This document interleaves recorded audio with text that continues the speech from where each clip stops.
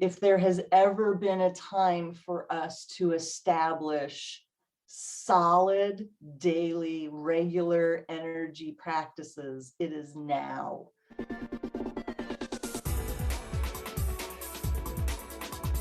Welcome to GMP, the Great, Glorious, and Glamorous, aka the Going North Podcast. I'm your host, best-selling author, and certified self-leadership trainer with the John Maxwell team, Dom Brightman.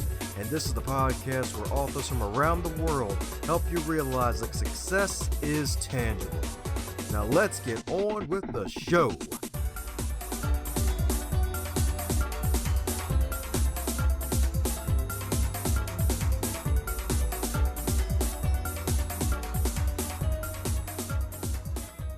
Today's episode is sponsored by the brand new Northbound to Your Success shop, where you can buy the wonderful logo, advance others to advance yourself in t-shirt form, mug form, heck, even a phone case if you like a phone case.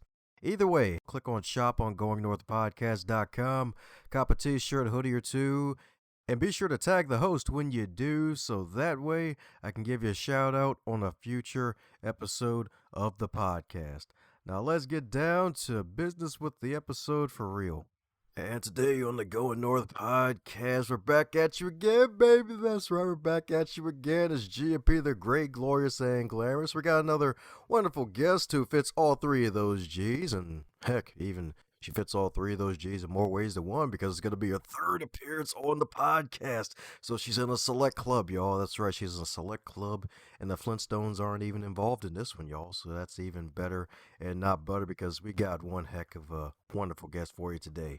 Air Force veteran, shaman, divine feminine change agent, champion of empaths, award-winning, international, best-selling author, folks. That's right. You know her, you love her, and she has great stuff, and she keeps on getting better and not butter. Let's give it up for the sensational, the radiant, and fabulous Reverend Dr. Stephanie Redfeather. How you doing today, Dr. Steph? I am good, and you are hired to introduce me for every event in the future.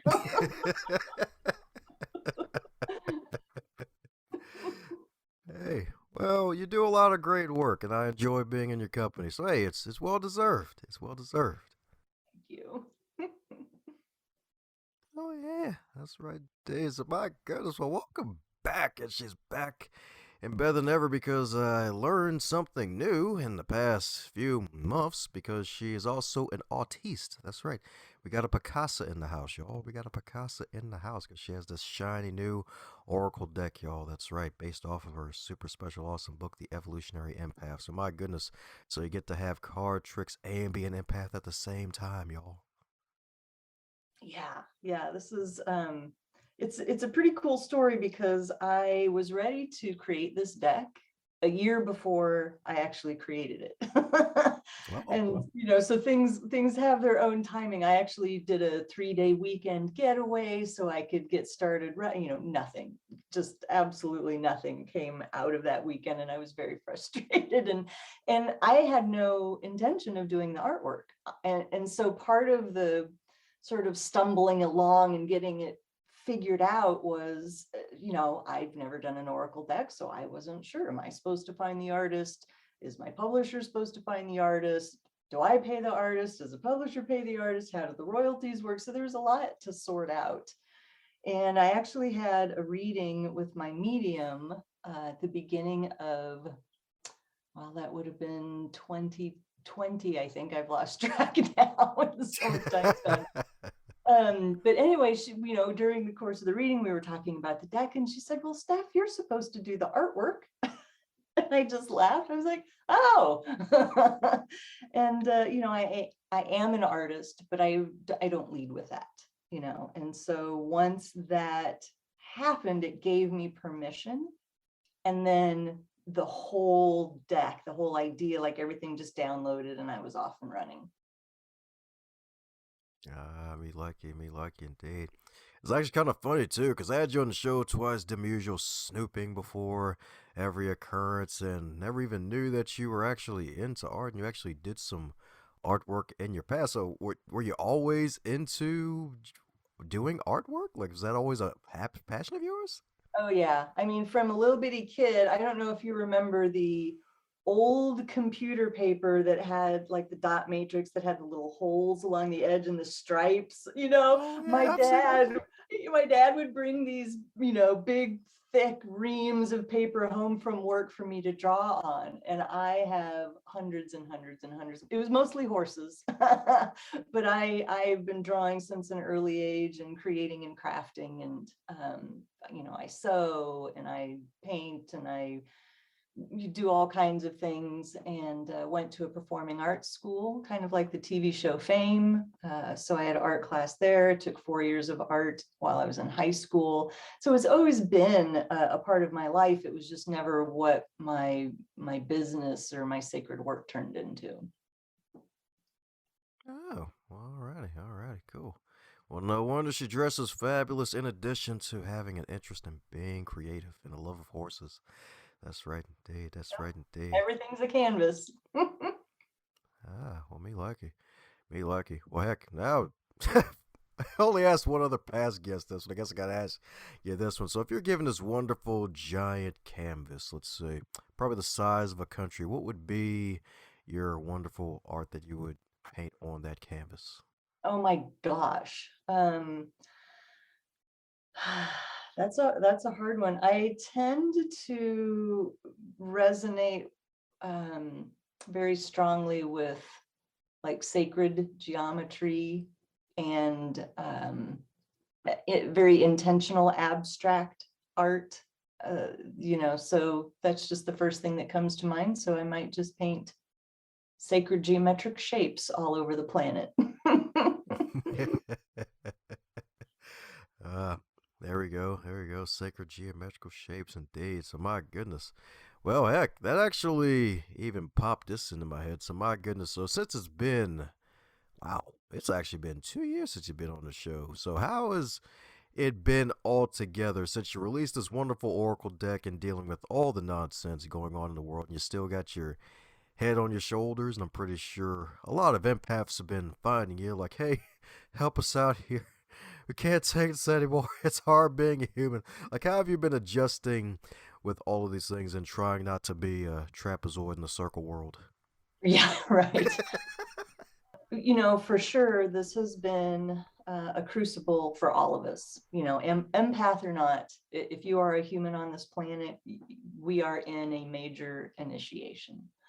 For people who are highly sensitive, who are empaths, it has been exceptionally challenging. And it's like if there has ever been a time for us to establish solid, daily, regular energy practices, it is now.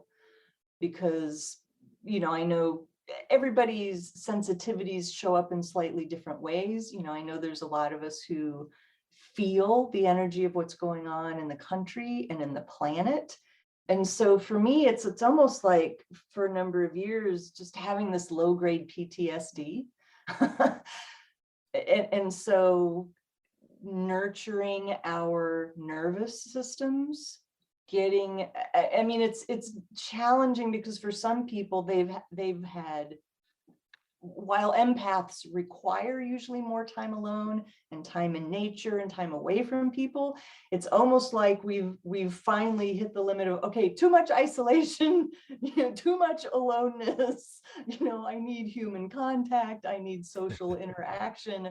And so we have really had to be, just as a species, we have had to be creative and resourceful in doing what we can to keep our nervous systems calm and to meet our needs of just human interaction, touch, feeling safe.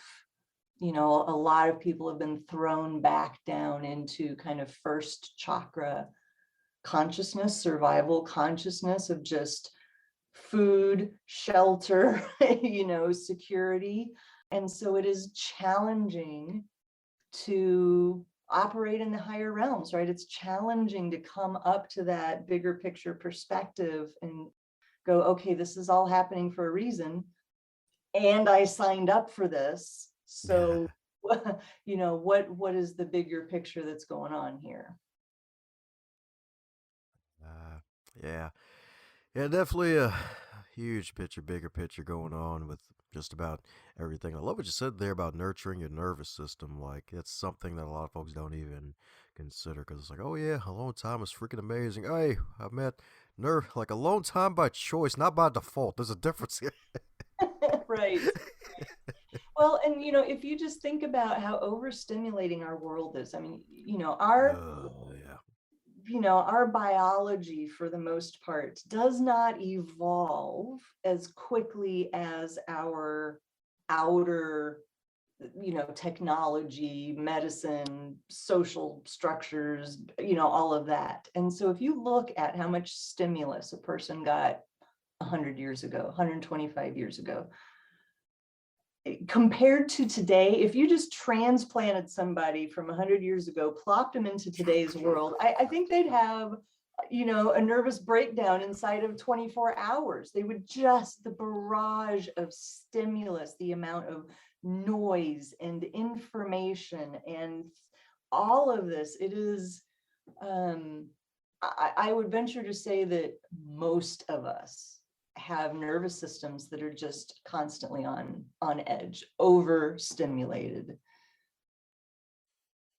There we go. Rock solid right there, indeed. And you're so right. Like, if we really did find somebody that got access to time travel without the big powers that be to come at us regular humans and transport us someone here, be like, oh God, what is all of this? Like, take me back to my camel or something. What the heck is going on? What's this thing on a smartphone? It looks like a little slab. Yeah. And so our biology isn't wired to deal with all of that. I mean, it is amazing, with that being said, it is amazing what the human body can tolerate and how well the human body can still function amidst dysfunction. But just because you're functional, that should not be your measure of health or happiness or success. Yeah. Preach indeed, preach indeed. That's right.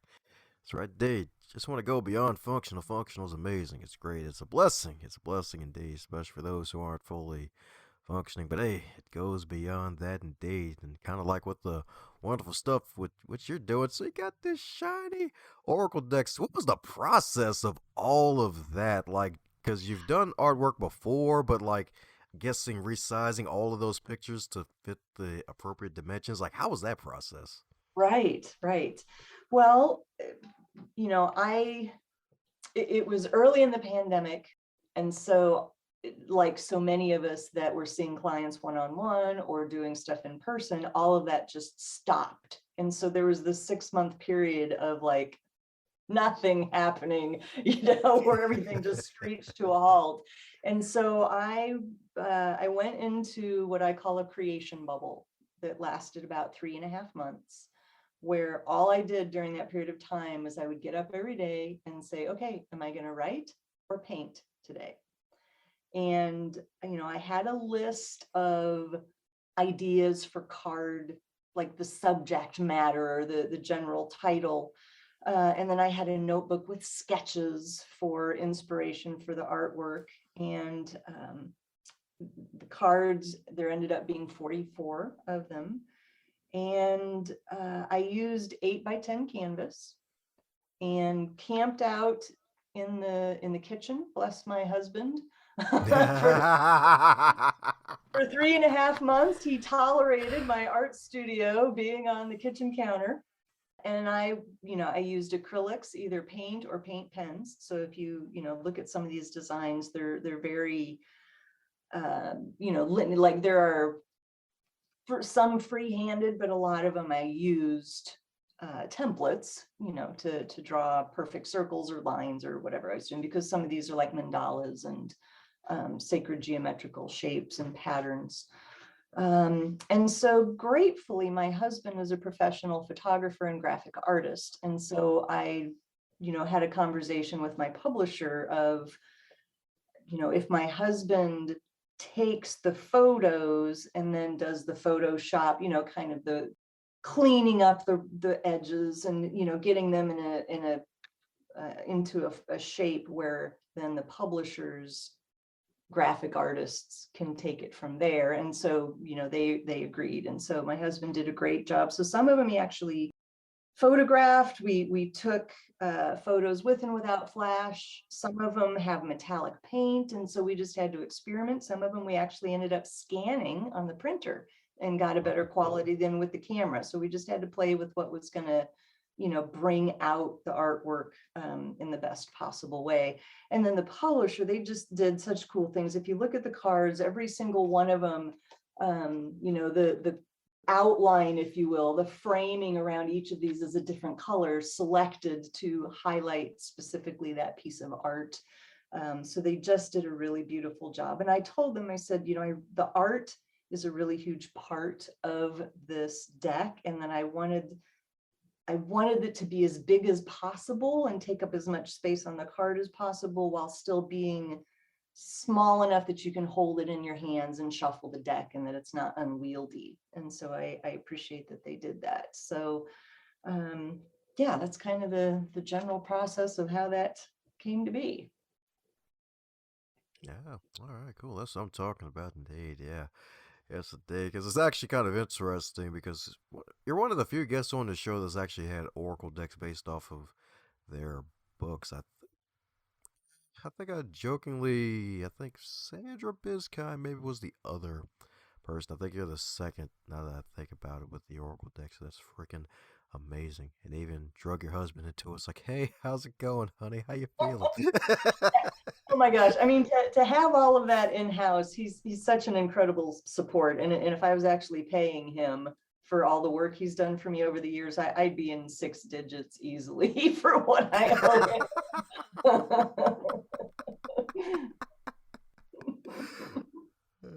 That's what I'm talking about. Well, that's freaking amazing. So you both struck it rich in finding each other. I freaking love it. So since you've been on this wonderful tour promoting the wonderful deck and all your upcoming projects, is there a question that you wish you'd be asked more often when you're on the guest side of the game on the microphone? Oh my goodness. Well, what's important that I want people to know as empaths is that you're not alone. So I appreciate any kind of conversation that gives me an opportunity to share with empaths that you are here on purpose, that you're not crazy, that you weren't born at the wrong time. And while your experience in life may be that you're the black sheep of the family or the oddball, or however you want to describe it, there's a reason that you chose at a soul level to come into your body with your specific sensitivities right now at this point in human evolution. And that is because empaths are here to help humanity ascend to the next level of consciousness. And so we really are what I call the new human blueprint, right? We show up in our bodies with a slightly different energetic physiology, with a refined set of sensitivities, with an ability to take things in very deeply, to feel and process very deeply, to see and feel and hear and know things that other people can't. And while we're a minority right now, I like to think that some thousands of years from now, empath is going to be synonymous with human, right? It's not even going to be a word. It's just how we're all going to be. And we will live in a culture where these qualities are revered and encouraged and cultivated instead of judged and misunderstood and suppressed. Oh, yeah, that's right. Another rock solid message indeed, especially for the empaths indeed. Yeah, because it's so true. It's like, especially nowadays with things the way they are and tensions kind of running high, especially it's like, oh, pandemic. It's like, oh, darn. We're going to open up again. We're going to close again. Oh, we're opening up again. Oh, we might close again in the future. It's like a darn holding pattern and everything else going on. It's like, I can at least have my own slice of life here and realize, hey, I'm not crazy here. Like, hey, I'm here for something. Like, I'm here to accomplish a mission. Like, gotta get through whatever is going on and just keep on pushing through to the next level Mhm. of empath greatness. Yeah. And, for me, I feel like one of my gifts is context. And so, going back to my book, The Evolutionary Empath, the first half of the book is all about that bigger picture context. But, when I get down in the weeds, where it's one of those days where I just turn off the news, turn off the world, I'm overwhelmed, I'm overstimulated, I'm feeling hopeless, I'm feeling distraught.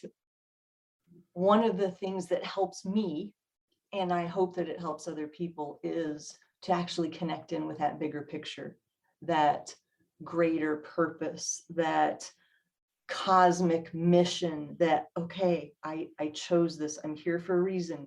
And while it really sucks in this particular moment, and I just, would rather check out and not feel, in the bigger picture, there's a reason. And I have to trust in that, divine providence, and trust in my soul, and trust in my soul's timing, that I came here and I'm here now for a reason. Those things actually help me. And so I hope that helps others as well. Oh, yeah, that's right. That's right, indeed. Yes, indeed. That's right, 'cause she's got you covered, y'all. The Reverend Doctor's got you covered, indeed. That's right, indeed. Whether it's the cars, the books, or even free offerings on the website, and even got a classic podcast, even though I wouldn't call it archaic, even though technology is moving so darn fast, where you feel like, oh god, BC was before COVID. I thought we were riding horses and donkeys still. Like, oh, you weren't okay.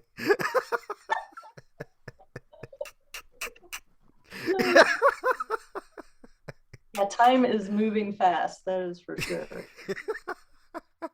It's like, well, but in a way, it's like how slow the days move and how fast the years move. It's sort of this strange dichotomy, this experience we have of time. Oh yeah. Yeah, it's like crap. Darn. Yesterday 21. Wake up next day at 30. Like, oh darn, what the hell? No. Why? You weren't kidding. But all the days, like I still got a day job. It's extra small. Like the last 5 minutes of closing. Like, why is it so slow?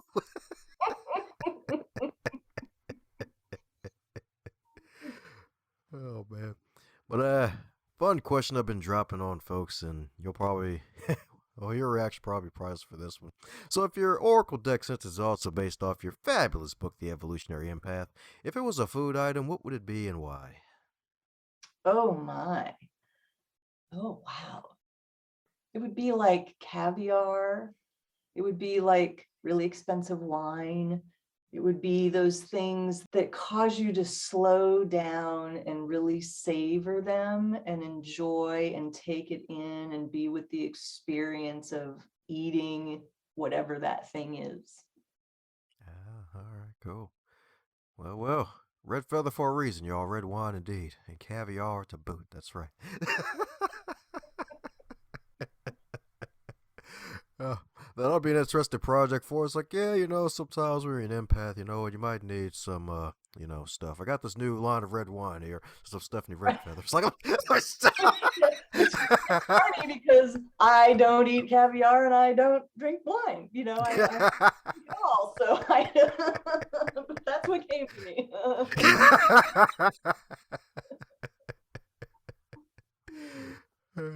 But hey, I like it. You're actually the first one to refer to the book as caviar. It's freaking amazing. That's right. Just seeing how the thought process is. Yeah. Well, speaking of oh, sorry, go ahead. No, go ahead.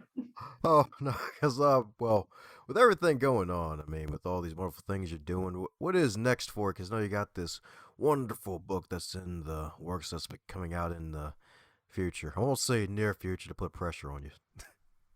Right. Well, I'm always creating something. I have more ideas than I can execute. And so I kind of spread the creativity between programs and workshops I'm offering, or video home study courses, or workbooks, or meditations, or, all of those sorts of things.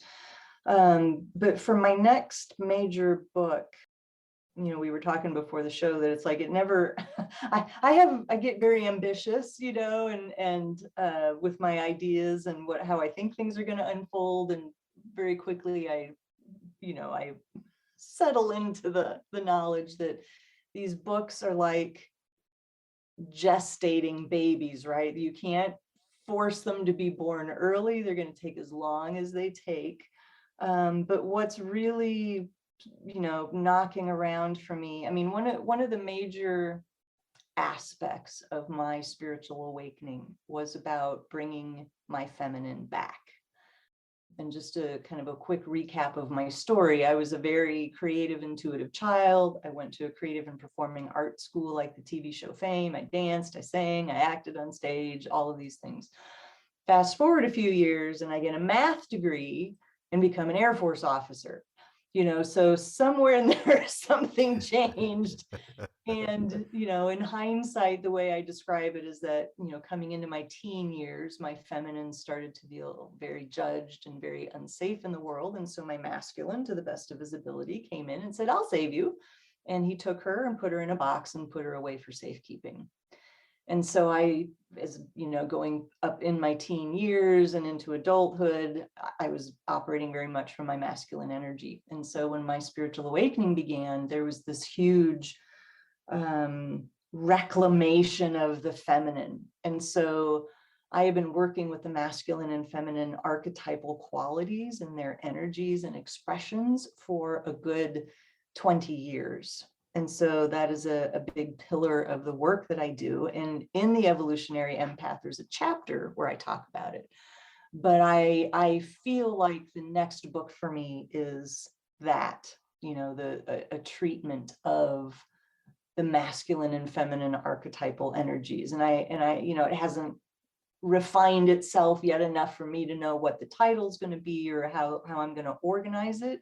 But it's really going to be around, those energies and how to make them practical, right? So not just, the divine feminine and here are all the different, goddesses and divine feminine figures through history. It's going to be more like, here's what the archetypal qualities are and here's how they express and here's what it's like when they're out of balance and, things that people can grasp and apply in their life. Yeah, that's right. So it sounds like it's going to be hotter than fish grease. That's what I'm talking about. That's right. Yes, indeed. Yes, indeed. Especially with all this, a lot of conversation about a lot of topics that folks would consider esoteric like decades ago. Like, oh, like divine feminine. Oh, divine masculine. Like, yeah, I was trying to reclaim the divine feminine. Like, hey, folks, like, maybe some folks out there, they may be in similar situations going through a little growing up and they may lock away their feminine side, or heck, even in reverse, some folks may lock away their masculine side and focus more on the feminine. It's like, hey, how about we inform you about some other stuff that's happening indeed, and got someone who's actually been through the process and actually can inform you. Yeah, because I mean, I really believe, as one of my teachers said, that all of the disparate events of our lives actually make us uniquely qualified to be the agent of our purpose. And so when I look at period of time, dancing, singing, art, creativity, all of these things, very much pegging the feminine right brain side of things, and then getting a math degree and becoming an Air Force officer, completely opposite, masculine energy, left brain. I am uniquely qualified to talk about this because I have been in both energies. And just a point that I want to make is that, the return of the divine feminine, if you will, is not about ousting the masculine. It's not about kicking him to the curb. It's about reinstating the balance of the two and that sacred marriage, both within and without. Ah, good. All right, cool. All right, I can stay. Good. All right, cool. Woo! All right. I'm not a... You've been given your pink slip, yeah. It's like, hey, that's right, where's the power, baby? Yeah, go kick butt, ladies. Yeah, we don't want you in here. Like, oh, for real? It's an Amazon kingdom? Oh, okay, all right. Guess I'll just go in the box now.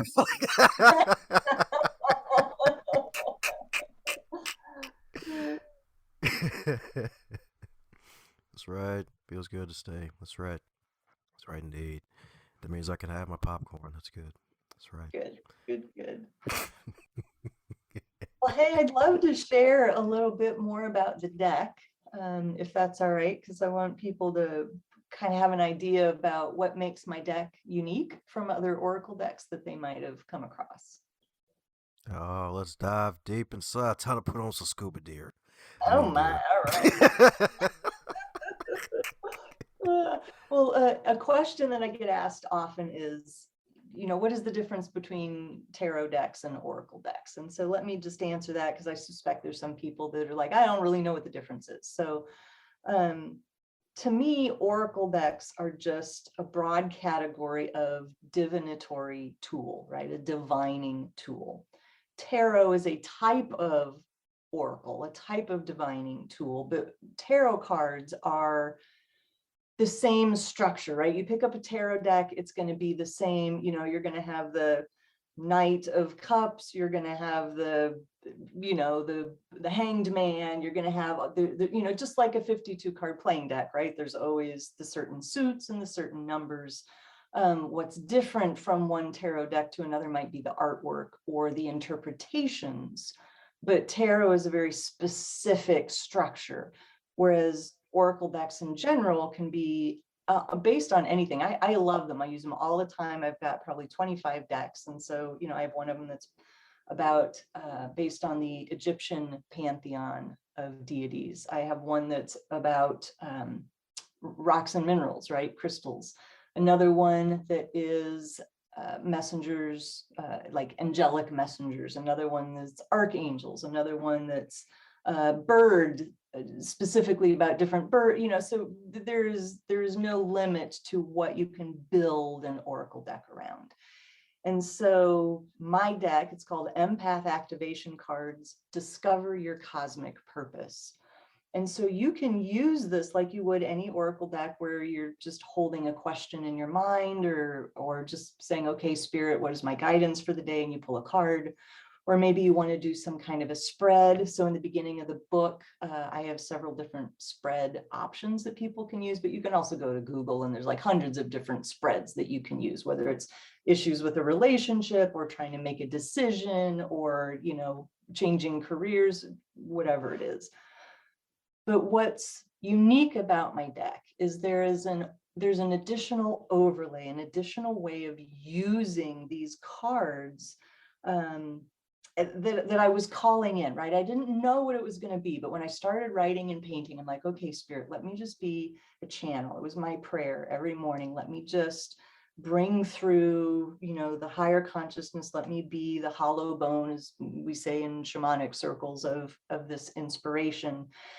And as I started getting towards the end, completing most of the artwork and most of the messages, the artwork started organizing themselves into 4 groups of 11. And it was cool because since they're on 8 by 10 canvases, I just laid them all out on my bed, my king size bed.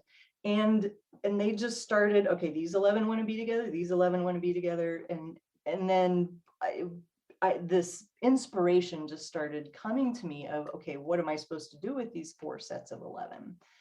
And they organized themselves into what I ended up calling initiatory paths.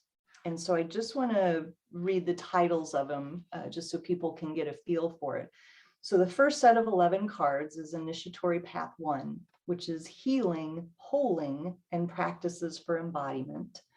Initiatory Path 2 is light body expansion and tools of mastery over your perception and experience. Initiatory Path 3 is activating higher consciousness, the astral plane, and tools of multidimensionality. And the final initiatory path is cosmic mission, star relatives, and your power as co-creator with divinity. And so this progression, like when you hear those words, can you feel that it kind of starts out, the first path is more like 3D earth stuff. And then as you go through the paths, the frequency gets higher, the perspective gets broader.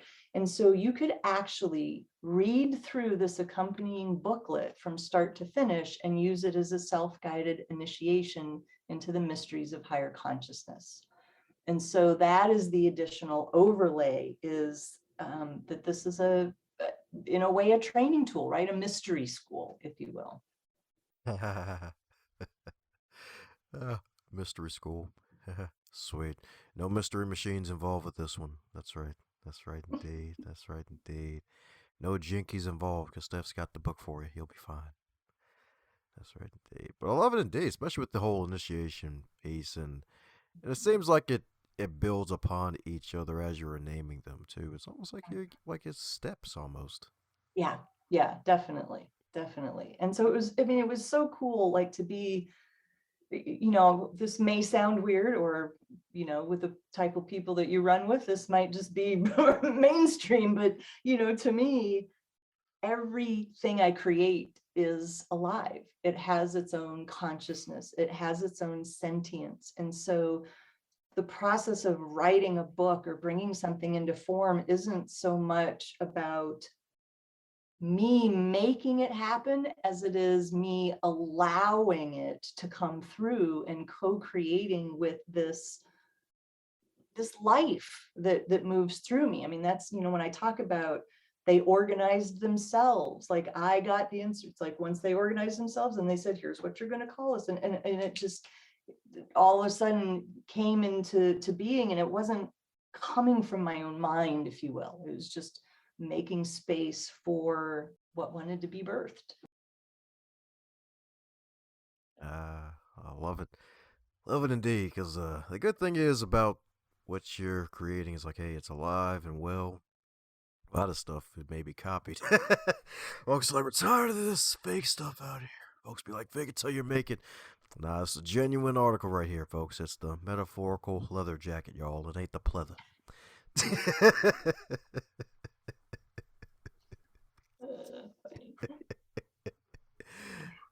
And I would like to mention, I created each of these pieces of art to be activational, so that people could actually hold the card, look at it, receive transmissions, connect with the energy of it. And so all of the artwork is available for sale on my website. And so that information is in the back of the book. So if you get a copy of the deck, it's got the URL, so you can go and purchase the artwork. And another piece, this is actually kind of the most exciting, like my favorite part about this whole process. So in addition to each message, there's like a part 2 to the message, which is an activity, a guided meditation, an incantation to read, some sort of practice to start embodying what's in the message, or working with the energy of the message. And so early on, when I started doing this for one of the cards, all of a sudden this amazing poem just came out of me. And it's what I started calling incantations, because they're meant to be said out loud in a declarative way. They're very powerful statements. And I would write them, and then I'd read them, and I'd just cry. I'm like, oh my God, I can't believe this came out of me. And so a good half of the oracle cards have these incantations with them. And I don't know how much time we have, but I'd love to read one, if you would allow that. Oh, please do. Go ahead and pick one. I know Yeah, they're all your favorite, but go ahead and pick one. they are. Okay, so this one, I'm just flipping through, and this is what jumped out. So the card is number 19. It's called Shine in Place. Just if anybody has the deck, or when they get it, they'll know which one to look up. And the incantation is called the Decree of Sacred Enoughness. And so it goes this way. I am valued, beloved, respected, and cherished. By birthright, I receive all I need to be nourished. My sacred work in the world is by choice. It comes from my heart and authentic voice. I release the pressure of competition, comparison. Peace, contentment, and trust are my medicine. No proving, no forcing, no compensating. I only say yes to ecstatic creating. I act always from a place of alignment with the original blueprint of my divine assignment. I reclaim my joy and shine with exuberance. I engage in life with pleasure and reverence. The light I bring makes a lasting difference. Whether great or small, it is of vital consequence. Old programming of lack and scarcity are gone. Victorious enoughness is my denouement. Through holy grace and perspective from above, I am loved. I am worthy. I am simply enough. Ooh, spit post spit, baby. That's what I'm talking about. That's right. Went for podcast interview to spoken word poetry, baby. I freaking love it. I freaking love it indeed. That is, man, enoughness indeed. My goodness. My freaking goodness. That's right. And if I'm not mistaken, that one was called Shine in Place, right? Shine in place. Yeah. That's what I'm talking about. That's what I'm talking about indeed. Yes, indeed. Perfection, indeed. Perfection right there, indeed. I wish that airplane didn't fly over your darn roof.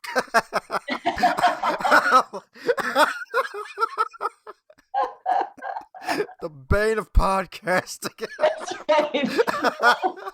and I live near an interstate, so I get all the time. So. And love and fluff and grace and you know, and love and heart and you know. Yeah, because I felt the charge in that one. I'm like, oh, this is freaking good. And then I'm like, oh, God. Just a little accentuation there. Yeah, okay. Yeah, it's like, hey, shine in place, but hey, we're going to make this shine portable. Like, oh, okay, I guess that's what it meant. We're just going to fly that over there. Yeah, and I do live by the airport as well, so yeah. Yeah, all right, well, double whammy. Planes and trucks. Well, speaking of trucks, folks need to pick up a truckload of these Oracle decks because they're freaking amazing, because I was only one of them. And there's 43 more, including the magical book that goes along with it for further instruction and clarification, y'all. That's right. That's right, indeed. So y'all better cop this indeed like 5 pairs of handcuffs, y'all. That's right. That's right, indeed.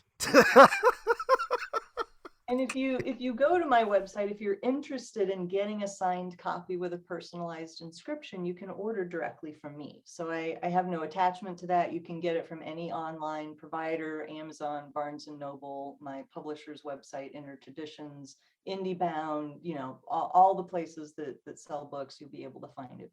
But if you want a signed copy that's got a personalized inscription, you can go to my website and order it from me. And that'll be only in the US, of course. That's right, in the us. That's right, indeed. That's right, indeed. Yeah, because unfortunately, it just costs too much to mail them overseas. Yeah, and there'll be there's overseas. You know, they're in Canada, UK, Germany, Australia. You know, other places as well. So. That's right. The Aussies are loving indeed. That's right, because it's good stuff with all the O's. So good. It's like out of the Cheerios box. That's how many O's it is. It's good. That's right, indeed.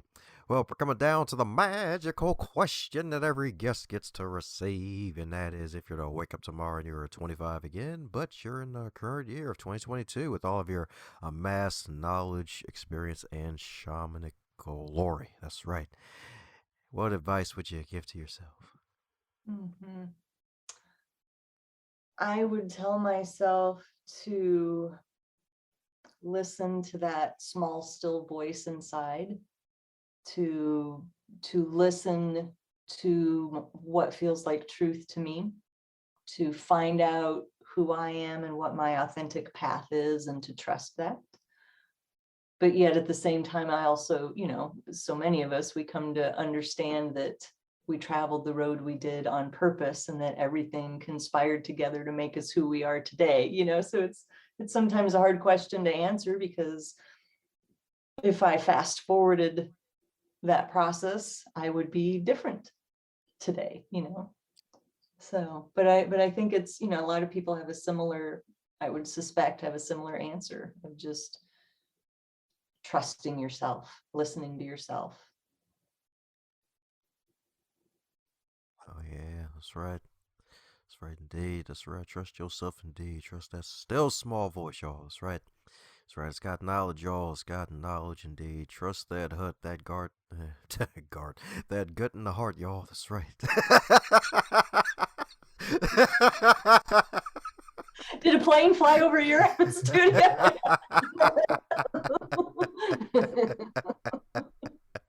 Oh yeah, yeah, yeah.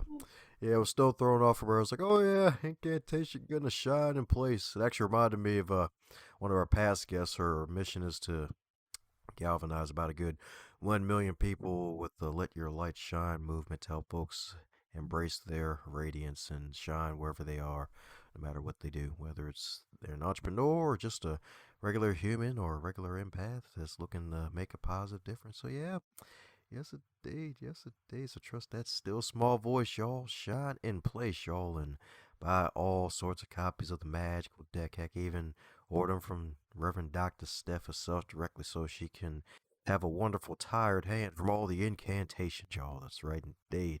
That's right. That's the name of the game. Make her hands tired, y'all. That's right. So for those who want to do so, what's the best way for folks to do that? Yep, you can go to bluestartemple.org. Woohoo, that's right, bluestartemple.org indeed, y'all. That's right.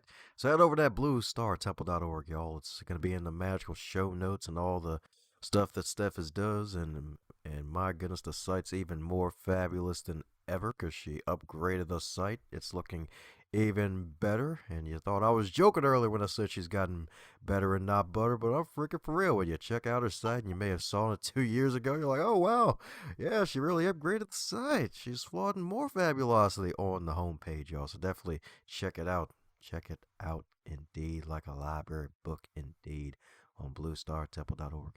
So any parting words before we close up shop, Steph? Yeah, just, you're not alone. Right? All you sensitive souls, all you seekers, all of you people who envision a better world, keep the faith. You're not alone. You are needed on this planet. Hey, you. Yeah, you. The one listening right now. Thanks a bunch for sharing some of your time out of your day to listen to this podcast. To take it to the next level, be sure to share it with someone that you care about and that would get something out of this podcast too. Advance others to advance yourself.